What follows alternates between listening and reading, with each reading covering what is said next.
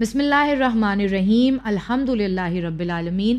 ناظرین گرامی، ناظرین محترم، السلام علیکم ورحمۃ اللہ وبرکاتہ۔ استقبال ہے آپ سبھی کا ہمارے اس پروگرام میں ایمان اور ذہانت، جہاں ہماری گفتگو الحمدللہ بہت ہی دلچسپ چل رہی ہے کہ ذہانت کے بنا ایمان کی حقیقت آخر کیا رہ جاتی ہے، اور یہ ایمان اللہ کی بارگاہ میں قابل قبول، جنت کا ضامن اس ذہانت کے بنا کیا واقعاً بن سکتا ہے؟ آئیے اس گفتگو میں ہمارے ساتھ عالی جناب مولانا ڈاکٹر رضا عباس صاحب قبلہ موجود ہیں، ان کا استقبال کریں اور اپنے پچھلے گزشتہ 2 ایپیسوڈ سے چل رہی اس گفتگو کو ایک بہترین انجام تک پہنچائیں۔ السلام علیکم مولانا صاحب۔ وعلیکم السلام۔ مولانا صاحب، ہم نے پچھلے 2 ایپیسوڈز میں تمہیدی گفتگو بھی کی، پھر اس کے بعد ذہانت کی امپورٹنس دیکھی کہ کیسے نہ صرف ہمارے لیے بلکہ معاشرے کے لیے بھی یہ ذہانت بہت ہی امپورٹنٹ شے ہے۔ میں اگر آپ سے پھر سے پہلے ایپیسوڈ کی طرف جاؤں اور یہ پوچھوں کہ یہ جو دین سے بیزاری ہے، یہ جو ایتھزم کا، ناستکتا کا کلچر ہے، کہ جہاں انسان اس بات پر اپنے آپ کو اور دنیا کو آمادہ کرنا چاہ رہا ہے کہ کوئی خالق نہیں ہے، ایک بگ بینگ تھیوری ہے اور یہ دنیا اپنے آپ وجود میں آ گئی، نہ کوئی آخرت ہے، نہ کوئی جزا ہے، نہ کوئی سزا ہے، یہ جو فکر ہے، یہ جو آئیڈیالوجی ہے، کیا یہ رسول اللہ کے زمانے میں بھی تھی؟ اور اگر تھی تو رسول اللہ نے اور اہل بیت نے اس سے کس طریقے سے ڈیل کیا؟ جی، بسم اللہ الرحمن الرحیم۔ اس سوال کا پہلے تو یہی جواب ہے کہ رسول اسلام ہی نہیں بلکہ رسول سے بھی پہلے سے ہمیشہ سے رہی ہے نا۔ یہ جو مٹیریلسٹک ٹینڈنسیز ہیں یہ بھی بہت پرانی ہے نا۔ ہر نبی کو ان سوالوں کا جواب دینا پڑا ہے، کیونکہ ہم بت پرستی کے بارے میں تو سنتے رہتے ہیں، لیکن بت پرستی پھر بھی یہ ہے کہ وہ کسی خدا میں بلیو کرتے ہیں۔ ہاں بالکل، اور ہر دور میں کچھ ایسے رہے ہیں جی، اور رسول اسلام کے دور میں بھی تھے، بالکل ائمہ کے دور میں بھی تھے۔ امیر المومنین نے ایسے بہت سے لوگوں سے جو ہے وہ گفتگو کی ہے، ان سے ڈیبیٹ کی ہے۔ خاص طور پر امام جعفر صادق علیہ السلام کی ڈیبیٹس ایسے ایتھیسٹ سے بہت مشہور ہے۔ ایک امام کے ایک شاگرد ہیں، امام کے ایک صحابی تھے جن کا نام ہے مفضل۔ تو یہ مفضل جو ہیں وہ ایک بار مسجد نبوی میں بیٹھے ہوئے تھے، دیکھا کہ اپنے دور کا مشہور جو مادہ پرست آدمی ہے وہ اپنے دوستوں کے ساتھ بیٹھا ہوا اسی طرح کی باتیں کر رہا ہے، مٹیریلسٹک باتیں کر رہا تھا کہ اس دنیا کا کوئی خالق نہیں ہے، کوئی جنت نہیں ہے، کوئی دوزخ نہیں ہے، تمام باتیں وہ کر رہا تھا۔ ان کو غصہ آ گیا، انہوں نے جو ہے وہ ڈانٹنا شروع کیا، لوگوں ان کو بتانا شروع کیا۔ تو اس نے کہا کہ تم ہو کون، ذرا بتاؤ تم کس کے ماننے والے ہو، کس کے چاہنے والے ہو، مسلمان ہو تو تمہارا کس گروہ سے تعلق ہے؟ تو انہوں نے کہا کہ میرا تعلق تو امام جعفر صادق سے ہے۔ تو کہا کہ تم تو ان کی طرح لگتے نہیں ہو، کیونکہ ہم تو تمہارے امام تک سے گفتگو کرتے ہیں، ان کا ری ایکشن ویسا نہیں ہوتا جیسا تمہارا ہے۔ وہ تو بہت ہی نرمی اور اس کے ساتھ ہمارے آرگومنٹ کو سنتے ہیں، پھر اپنے آرگومنٹ دیتے ہیں۔ ہم کو ایسا لگتا ہے کبھی کبھی کہ ہمارے آرگومنٹ آج تو جو ہے وہ بالکل ساری عمارتوں کو مسمار کر دیں گے، لیکن جب وہ اپنا آرگومنٹ دیتے ہیں تو ہمیں اکثر اپنے جو ہے وہ آرگومنٹس کم نظر آنے لگتے ہیں۔ تو پہلی بات تو تم اکیڈمیشین کی طرح بات کرو جیسے تمہارے ماسٹر کرتے ہیں، تم اس طرح سے گفتگو نہ کرو۔ اب یہ سمجھنے لگے، یہ بڑے کنفیوزڈ ہوئے اور یہ آئے امام جعفر صادق علیہ السلام کے پاس اور کہا کہ فرزند رسول، ابھی میں مسجد نبی میں بیٹھا ہوا تھا اور ایسے ایسا واقعہ پیش آیا، تو اور میں نے اپنے آپ کو ان کے سامنے کم پایا، ان کے آرگومنٹس کے سامنے، تو آخر ایسی کیا وجہ ہے؟ امام نے فرمایا کہ گھبرانے کی ضرورت نہیں ہے، تم اتنا نہیں جانتے تھے، اس لیے تمہارے آرگومنٹ ان کے سامنے کمزور پڑ رہے تھے۔ ایسا کرو تم 10 دن تک ہمارے پاس رہو اور میں تمہیں درس توحید دوں گا، اچھا، صبح سے لے کے ظہر کی نماز تک میں تمہیں سکھاؤں گا۔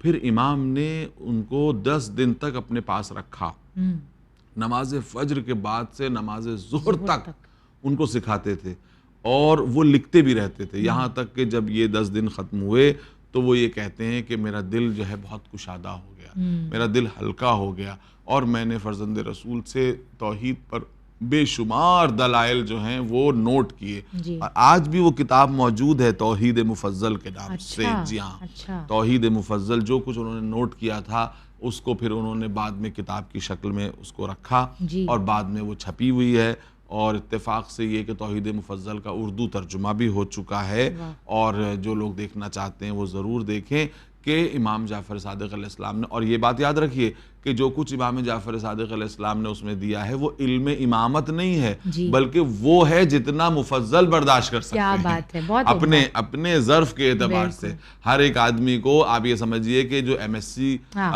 کیے ہوئے ہے یا سائنس کا پی ایچ ڈی ہے، وہ 5ویں درجے کے بچے کو کتنی سائنس پڑھا سکتا ہے؟ اتنی پڑھا سکتا ہے جتنی وہ برداشت کر سکتا ہے، جتنی وہ سمجھ سکتا ہے۔ اور امامت کا کمال یہی ہے امامت کا کمال یہ ہے، آپ کے معیار کے حساب سے آپ کو جواب ملتا ہے۔ اپنے معیار کے حساب سے جواب نہیں دیتی امامت، آپ کے معیار کے اعتبار سے آپ کو جواب دیتی ہے۔ تو توحید مفضل موجود ہے۔ ہمارے ائمہ سے بہت لوگوں کا یہ ڈیبیٹ ہوئے۔ پہلی سب سے بڑی بات جو اماموں سے ہمیں سیکھنے والی ہے کہ دین میں اس طرح سے شور شرابہ، چلانا، غصہ کرنا، اس کی گنجائش نہیں۔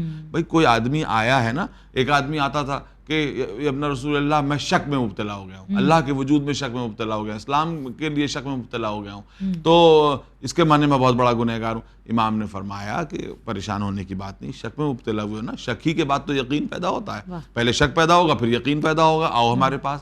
تو ہمارے ائمہ نے ہر ایک کو انٹرٹین کیا، ہر ایک کو بتایا۔ اپنے دور کے بڑے بڑے جو مادہ پرست تھے ان سے اماموں کا جو ہے وہ مناظرہ ہوا، ان سے اماموں کی ڈیبیٹ ہوئی ہے، اور اماموں نے ان کو جو ہے وہ زیر کیا ہے نا۔ تو ہمارے ائمہ کی توحید، خاص طور پہ میں نے بتایا ایک واقعہ تو بتا ہی دیا کہ توحید مفضل موجود ہے۔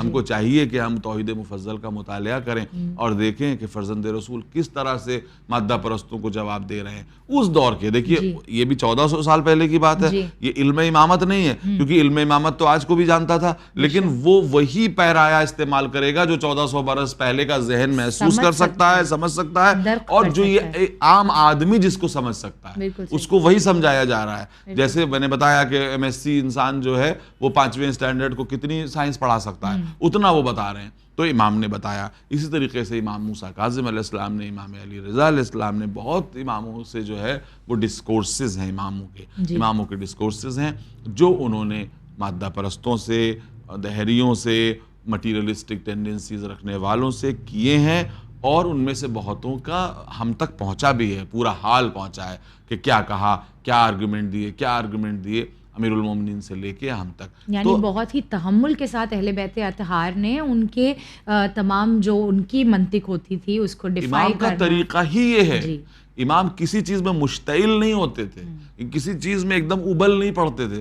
بھئی اس سے بڑھ کے کیا ہوگا، آباء و اجداد کو گالیاں دی جاتی تھی تو اس کو ٹھنڈے دماغ سے سنتے تھے، اس لیے کہ امام جانتے تھے کہ اس طرح کرنے سے کوئی فائدہ نہیں ہوگا، ہے نا۔ جس نے مرد شامی نے جو ہے امام حسن کے سامنے حضرت علی کو برا بھلا کہا تو اس نے جو ہے وہ امام نے کیا کیا اس کے ساتھ سلوک کیا، اس کے بعد وہ حال ہوا کہ وہ کہتا تھا کہ آج سے پہلے علی اور اولاد علی سے بڑا دشمن کوئی نہیں تھا، اور آج کے بعد علی اور اولاد علی سے بڑا دوست میرا کوئی نہیں ہے، اور میں ان کا سب سے بڑا دوست ہوں۔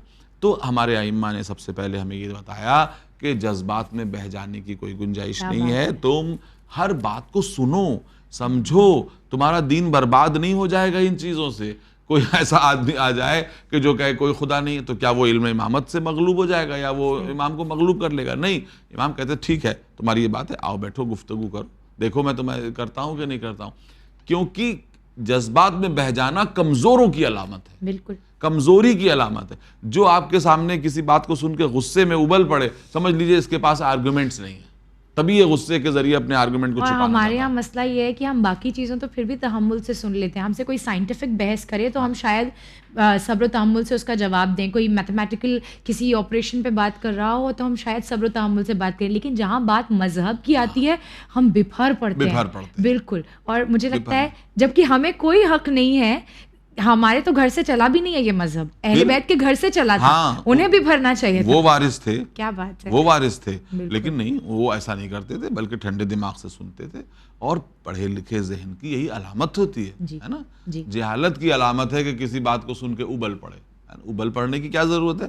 آپ بتائیے، آپ اپنے آرگومنٹ کی تلوار سے قتل کیجئے، لوہے کی تلوار سے قتل کرنا آسان ہے، یہ لوہے کی تلوار سے قتل کرنا حکمرانوں کا کام، علم کی تلوار سے جو ہے آرگومنٹ کو قتل کر دینا یہ عقل مندوں کا اور ائمہ طاہرین کا کارنامہ ہے۔ بالکل مولانا صاحب، اگر ہم یہ چاہیں کہ وہ توحید جو انسان کی فطرت میں ہے، جیسے ابھی آپ نے امام جعفر صادق علیہ السلام کا تذکرہ کیا، مجھے بھی چند ایک باتیں بہت کچھ چیزیں ہوتی ہیں جب آپ سنتے ہیں تو ہمیشہ یاد رہ جاتی ہیں. جیسے ایک سوال یہ ہوا کہ امام جعفر صادق علیہ السلام کے پاس کوئی آیا اور آ کے پوچھا کہ مولا یہ کوئی ایک بہترین مثال مجھے توحید کی دیجیے جس سے میرا دل ایک دم راضی ہو جائے. تو امام عالی مقام نے کہا کہ تم نے کبھی انڈے کے اوپر غور کیا ہے؟ مرغی کا بھی ایک سا ہوتا ہے، کوے کا بھی ایک سا ہوتا ہے، کبوتر کا بھی ایک سا ہوتا ہے، پیکاک کو کیا کہتے ہیں، مور کا بھی ایک سا ہوتا ہے. وہی زردی اور وہی سفیدی ہوتی ہے، لیکن جب وہ ٹوٹتا ہے تو اس میں سے رنگ برنگا کبھی مور کے انڈے میں سے مور ہی نکلے گا. حالانکہ وہی زردی اور سفیدی ہر انڈے میں ہے، لیکن اس کے باوجود ہر انڈے میں سے الگ الگ مخلوق باہر نکلتی ہے. یہ اگر قدرت نہیں ہے تو پھر بہت خوبصورت. نہیں، امام نے تو اور بہت خوبصورتی سے بات کہی تھی کہ انڈے میں 2 لکوڈز بھرے ہوئے ہیں، بالکل، اور مگر وہ ایک دوسرے سے ملتے نہیں ہیں، ان کے بیچ ایک پردہ حائل ہے، اور اس کے بعد اس میں سے ایک لکوڈ جو ہے وہ جسم بن جاتا ہے اور ایک لکوڈ اس کی غذا بن جاتی ہے جس کے ذریعے سے وہ زندہ رہتا ہے، اور اسی میں ایک ہوا کا چیمبر ہوتا ہے جس سے وہ سانس لیتا ہے، اور یہ تمام چیزیں ہیں. تو اس طرح سے امام نے اس کو کس طرح سے غور کر کے بتایا تھا. اور آنکھوں کے سامنے اس دور میں یہ بات یاد رکھیے کہ اس دور میں کہ یہ کچھ بتایا کہ بھئی 2 سیال ہیں جو ملتے نہیں ہیں. عام طور پر سیال تو جو بھی ہوگا وہ ایک دوسرے میں مل جائے گا، ختم ہو جاتا ہے. نہیں، وہ سیال نہیں ملتے. پھر یہ ہوتا ہے، اور پھر یہ ایک مردہ انڈا، اس میں زندگی آ جاتی ہے، پھر وہ زندگی جو ہے وہ آگے بڑھ جاتی ہے نا. تو یہ سب کون انسٹنکٹ کو سکھانے والا کون ہے؟ مرغی. میں آپ کے سامنے ایک چھوٹی سی بات بتاتا ہوں کہ ایک سائنٹسٹ نے جو ہے وہ یہ غور کیا کہ بھئی مرغی جو ہے وہ انڈوں کو لے کے بیٹھتی ہے اور 21 دن میں ایک خاص ٹیمپریچر دیتی ہے اور 21 دن میں بچے نکل آتے ہیں. تو اس نے یہ سوچا کہ ہم بھی ایسا کریں گے اور ایک خاص مصنوعی آرٹیفیشل ٹیمپریچر دیں گے تو 21 دن میں بچے نکل آئیں گے.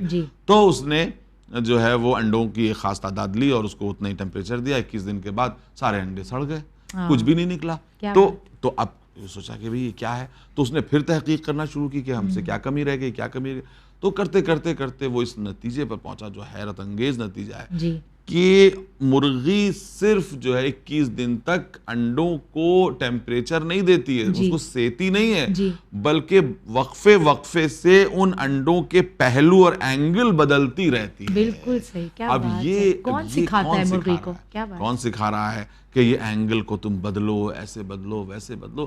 تو جب آپ جو ہے وہ جو انسٹنکٹ کی دنیا میں اتریں گی تو آپ حیران رہ جائیں گی چھوٹے چھوٹے جانوروں کو کہ جو ہے وہ ان شہد کی مکھیوں کو دنیا کی سب سے کمپلیکس غذا بنانا کس نے سکھا دیا، ان کو ہیکساگنل بی ہائیوز بنانا کون سکھا دیتا ہے، اس میں کیا سکھا دیتا ہے، سمندروں کی جو مخلوقات کو جو ہے وہ ایسی چیزیں سکھانا کیسے وہ سمجھ جاتی ہیں. ایل ایک مچھلی ہوتی ہے، ایل کہلاتی ہے، وہ ایگزیکٹ اس جگہ انڈے دیتی ہے جا کر کے جہاں پہ نمک اور پانی کا ریشیو 70-30 کا ہوتا ہے. اب بتائیے یہ ریشیو اس کو کہاں کون سے ٹیپ ریکارڈر میں اس کے ریکارڈ ہوتا ہے کہ وہ اس جگہ جا کر کے انڈے دیتی ہے، تبھی اس کے انڈے فرٹیلائز ہو سکتے ہیں، ورنہ اس کے انڈے ضائع ہو جائیں گے، ہے نا.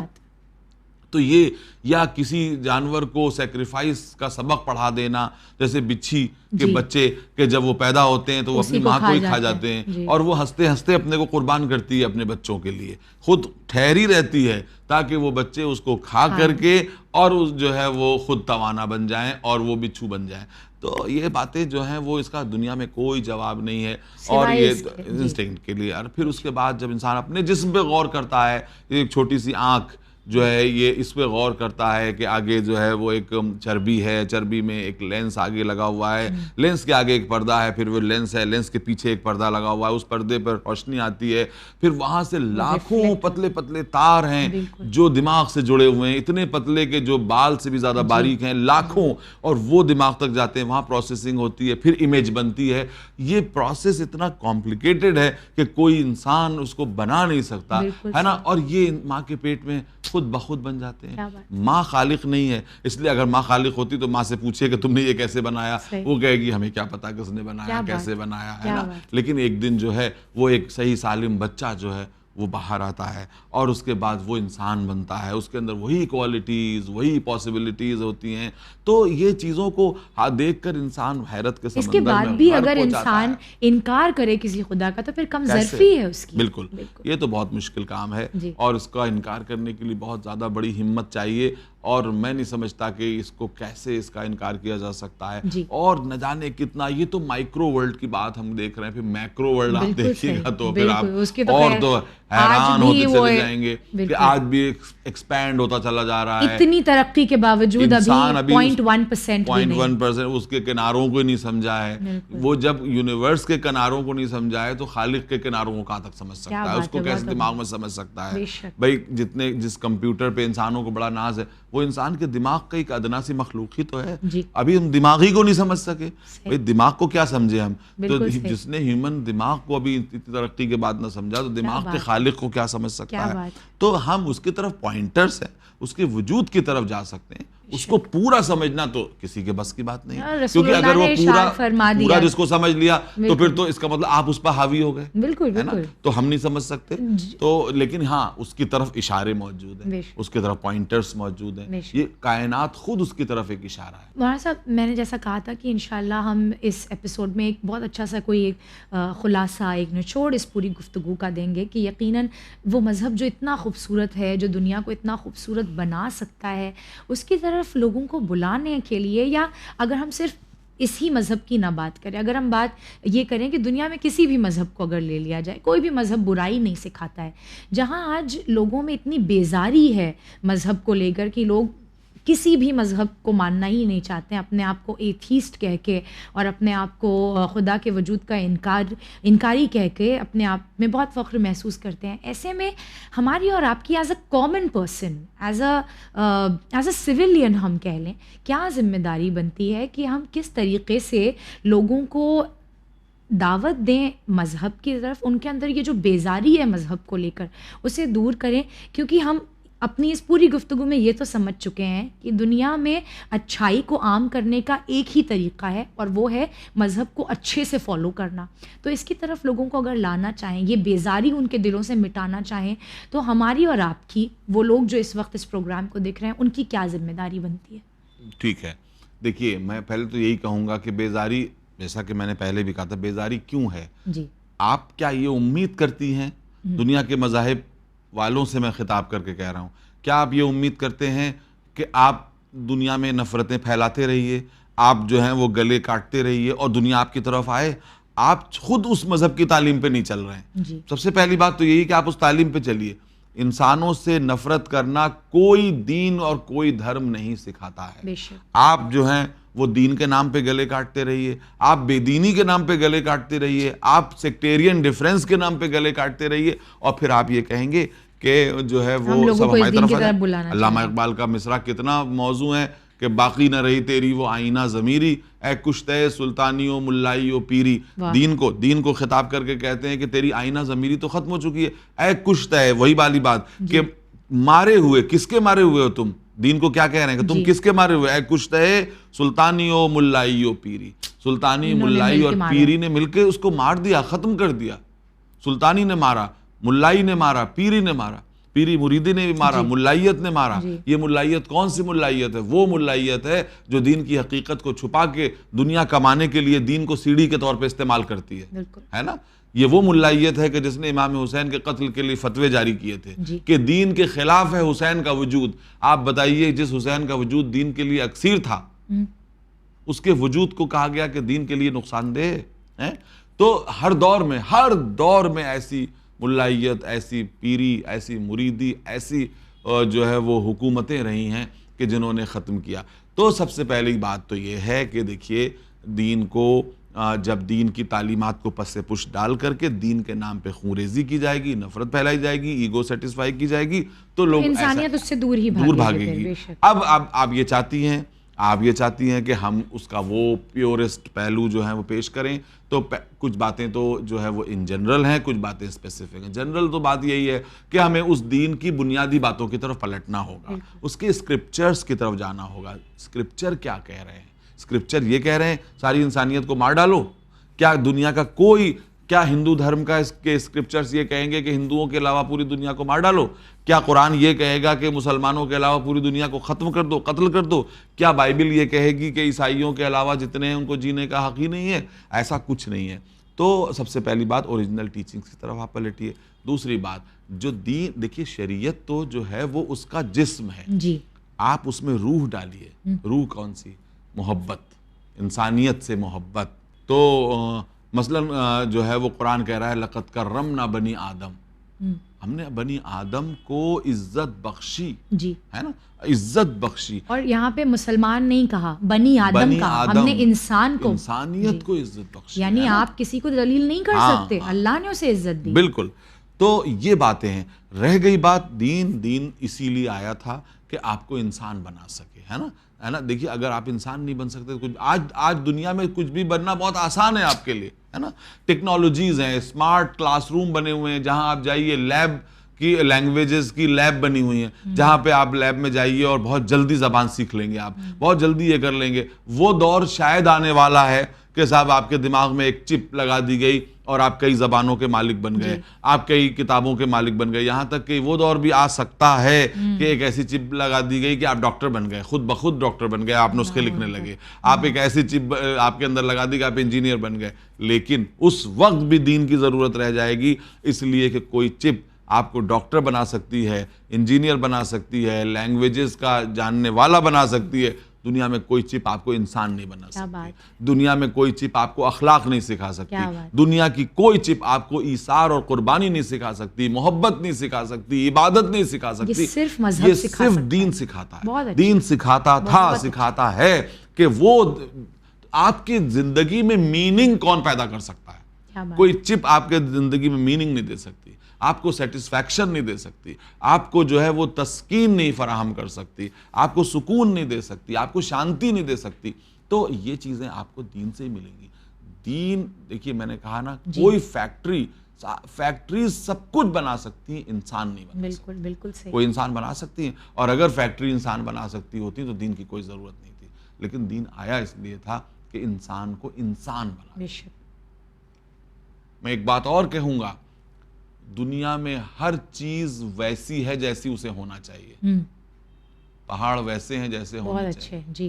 پتھر ویسے ہیں جیسے ہونا چاہیے، دریا ویسے ہیں جیسے ہونے چاہیے، جانور ویسے ہیں جیسے ہونا چاہیے. کیا بات ہے. انسان ویسا نہیں ہے جیسا ہونا چاہیے. بہت اچھا. اور دین یہی لے کے آیا تھا مشن کہ انسان کو ویسا بنا دے جیسا اسے ہونا چاہیے. اب کہ کیسا ہونا چاہیے، اس کو کیسا ہونا چاہیے، اس کو کیسا ہونا چاہیے، ایسا ہونا چاہیے کہ دوسروں کے لیے اپنے آپ کو قربان کر سکے. بے شک.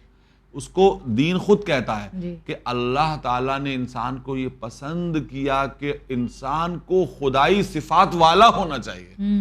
بالکل. وہ رحم والا ہے تو رحم والا ہو، عالم ہے اس کو بھی عالم ہونا چاہیے، وہ عزیز ہے اس کو بھی عزت والا ہونا چاہیے، وہ قادر ہے اس کو قدرت والا ہونا چاہیے. سب کچھ اس کے اندر.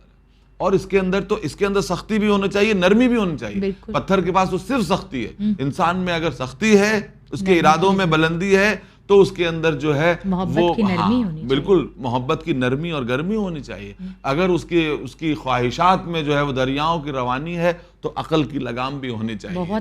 اگر جو ہے وہ اس میں جو ہے بلندیاں پائی جاتی ہیں تو عبادت کی انکساری بھی پائی جائیں. وہ جھک بھی سکتا ہے، وہ بلند بھی ہو سکتا ہے، وہ جھک بھی سکتا ہے. پہاڑ صرف بلند ہو سکتے ہیں، جھک نہیں سکتے. دریا صرف روانی ہو سکتی ہے، دریا رک نہیں سکتے. لیکن انسان رک بھی سکتا ہے، چل بھی سکتا ہے، بلندی بھی کر سکتا ہے، وہ بھی کر سکتا ہے، سختی بھی ہو سکتی ہے، نرمی بھی ہو سکتی ہے. یہ سب چیزیں اور ہونا ان جنرل میں آپ کو بتا دیں کہ اللہ نے چاہا یہ ہے کہ تم ایسے بن جاؤ کہ میں تمہیں اپنے جیسا بنا دوں، اپنے جیسا بنا دوں. یہ میں نہیں کہہ رہا ہوں کہ اللہ بن جائے گا، وہ ایبسولوٹ ہے، ہم ریلیٹیو، بالکل ہے نا، کہ وہ عالم کل ہے تو ہم تھوڑے سے عالم لے سکتے ہیں. وہ رحمان اور رحیم ہے، ہم بھی رحم کرنے والے ہیں، ہم اس کی بندوں پر رحم کر دیں. تو یہ جو چیز ہے یہ صرف دین دے سکتا ہے. چاہے دنیا جس راستے پہ چلے، دنیا اس سے پہلے بھی بہت سے برے راستوں پہ گئی ہے، لیکن واپس پلٹ کے آئی ہے. امیدوار ہم ہیں اور امید پہ دنیا قائم ہے. ہمارا یہ چینل ہے، ہم لوگوں کی انڈیویجول ذمہ داری ہے کہ ہم مذہب کے ذریعے سے محبت کا پیغام پہنچائیں، ایثار اور قربانی کا پیغام پہنچائیں، اخلاق کا پیغام پہنچائیں. جیسے جیسے اخلاق بڑھتا جائے گا، جیسے جیسے محبت بڑھتی جائے گی، دنیا ہماری طرف آتی چلی جائے گی. بہت عمدہ ہے مولانا صاحب، اللہ آپ کو بہترین جزا دے اور خدا برکت دے ہماری اس گفتگو میں. اور در حقیقت دعا گو ہیں کہ وہ باتیں جو ہم یہاں کر رہے ہیں اس پہ پہلے ہم خود عمل پیرا ہو سکیں، اور انشاءاللہ جس مقصد کے ساتھ اس پروگرام کو کیا ہے کہ معاشرے میں کوئی ایک انسان بھی تبدیل ہو جائے تو ہماری اور آپ کی آخرت کے لیے کافی ہے. بہت بہت شکریہ مولانا صاحب آپ کا. شکریہ. ناظرین گرامی، اللہ کا کتنا شکر ادا کریں کہ یہ اس نے نہ صرف ایک اچھا کانسیپٹ اس ذہن میں دیا بلکہ اس نے توفیق دی کہ اس کو پوری طریقے سے گفتگو کر کے آپ ناظرین کے لیے، خود اپنے لیے اس پروگرام کو تشکیل کر کے ہم نے پیش کیا.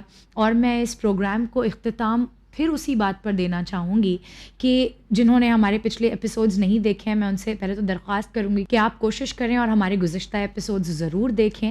کتنی خوبصورت گفتگو دین کے اعتبار سے ہم نے کی ہے، اور بات وہیں آ کر ختم ہوتی ہے کہ آج مذہب کے لیے یہ جو بیزاری ہے وہ اس لیے ہے کیونکہ انسان جب زندہ ہوتا ہے تو لوگ اس کی طرف آتے ہیں، لیکن جب وہ مردہ ہو جاتا ہے تو لاش سے دور بھاگتے ہیں.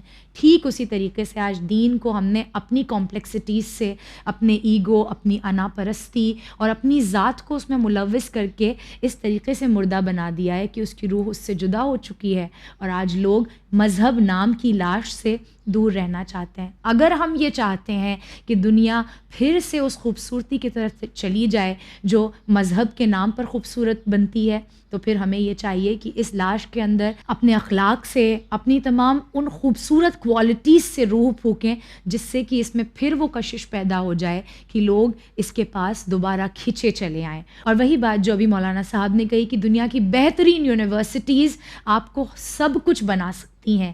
آج ٹیکنالوجی آپ کو سب کچھ دے سکتی ہے، مگر ایک بہترین انسان اگر آپ کو کوئی بنا سکتا ہے تو وہ صرف اور صرف مذہب ہے. آئیے اس مذہب کو پھر زندہ کریں اپنے اخلاق سے، نہ کہ اپنی زبان سے. امیر المومنین جیسا ارشاد فرماتے ہیں کہ مذہب کو پھیلانے کے لیے تمہارا کردار کافی ہونا چاہیے. ہم اور آپ مل کر کوشش کریں تو یہ راستہ بہت مشکل نہیں ہے. اللہ یقیناً ایک قدم بڑھانے والوں کو اپنی طرف پوری کوشش سے کھینچتا ہے. ہم اور آپ مل کر کوشش کریں گے ایک بہترین معاشرے کی تشکیل کرنے کی. بنے رہیے چینل ون کے ساتھ. ہمیں دیجیے اجازت. فی امان اللہ.